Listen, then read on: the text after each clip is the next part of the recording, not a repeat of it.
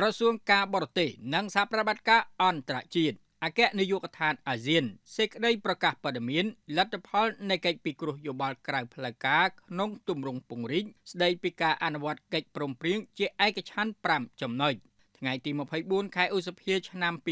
2025ទីក្រុងកូឡាឡាំពួរប្រទេសម៉ាឡេស៊ីនៅថ្ងៃទី24ខែឧសភាឆ្នាំ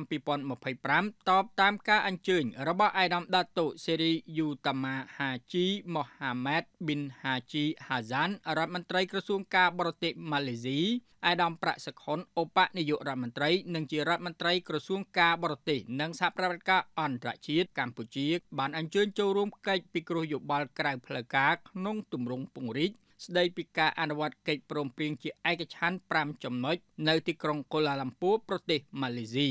រដ្ឋមន្ត្រីការបរទេសអាស៊ានបានកោតសរសើរដល់ការនាំមុខរបស់ម៉ាឡេស៊ីក្រោមការដឹកនាំរបស់ឯកឧត្តមអាន់វ៉ាអ៊ីប្រាហ៊ីមនាយករដ្ឋមន្ត្រីម៉ាឡេស៊ីក្នុងនាមជាប្រធានអាស៊ានដោយបានទទួលស្គាល់តួនាទីដ៏សំខាន់របស់ម៉ាឡេស៊ីក្នុងការដឹកនាំកិច្ចខិតខំប្រឹងប្រែងលើការផ្តល់ជំនួយមនុស្សធម៌បានយ៉ាងឆាប់រហ័សនិងប្រកបដោយប្រសិទ្ធភាពទៅមីយ៉ាន់ម៉ាបន្ទាប់ពីគ្រោះរំជួយដីដ៏មហន្តរាយនាពេលថ្មីនេះការនេះបានបង្ហាញពីសាមគ្គីភាពនិងការយកចិត្តទុកដាក់របស់អាស៊ានហើយបានបញ្ជាក់ឡើងវិញនូវការបដិញ្ញាចិត្តរបស់ខ្លួនចំពោះគោលការណ៍មនុស្សធម៌ដោយទុកភាពខុសគ្នានៃនយោបាយដោយឡែកក្នុងពេលមានវិបត្តិអាដាមឧបនាយករដ្ឋមន្ត្រីប្រាក់សុខុនបានរំលឹកឡើងវិញនូវការបដិញ្ញាចិត្តរបស់កម្ពុជាក្នុងការរួមចំណែកដល់កិច្ចខិតខំប្រឹងប្រែងរួមរបស់អាស៊ានលើការជំរុញការអនុវត្តកិច្ចព្រមព្រៀងជាឯកច្ឆន្ទ5ចំណុចឯកឧបនាយករដ្ឋមន្ត្រីក៏បានបង្ហាញការគាំទ្រ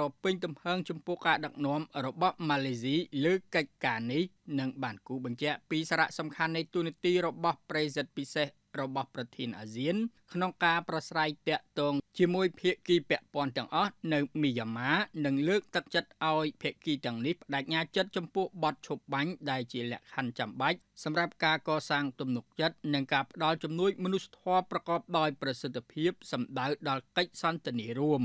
ជាកិច្ចបន្ទាប់ឯកឧបនាយករដ្ឋមន្ត្រីបានផ្ដោតសារៈសំខាន់លើការគោរពធម្មនុញ្ញអាស៊ាននិងការប្រកាន់យកវិធីសាស្ត្របត់បែនជាក់ស្ដែងដើម្បីជំរុញអនុវត្តកិច្ចព្រមព្រៀងជាឯកច្ឆន្ទ5ចំណុចដែលជាផ្នែកមួយនៃកិច្ចខិតខំប្រឹងប្រែងរួមរបស់អាស៊ានក្នុងការជួយមីយ៉ាន់ម៉ាដោះស្រាយវិបត្តិរបស់ខ្លួនតាមរយៈដំណើរការនយោបាយដែលមីយ៉ាន់ម៉ាខ្លួនឯងជាអ្នកដឹកនាំនិងជាម្ចាស់ឯកឧបនាយករដ្ឋមន្ត្រីក៏បានគូបញ្ជាក់លើតម្រូវការសម្រាប់ដំណោះស្រាយប្រកបដោយបរិយាបន្ននិងការជឿជាក់ដើម្បីរួមចំណែកដោយអត្ថន័យក្នុងការជំរុញសន្តិភាពស្ថិរភាពនិងវិបុលភាពនៅមីយ៉ាន់ម៉ា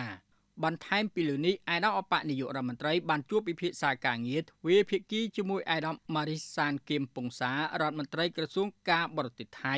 ភាគីទាំងពីរបានផ្លាស់ប្តូរយោបល់និងពិភាក្សាស៊ីជម្រៅលើវិស័យកិច្ចសហប្រតិបត្តិការដែលមានសក្តានុពលដែលរួមមានការកំណត់គោលដៅទំហំពាណិជ្ជកម្មទ្វេភាគីដល់$15,000 លានអាមេរិកនៅឆ្នាំ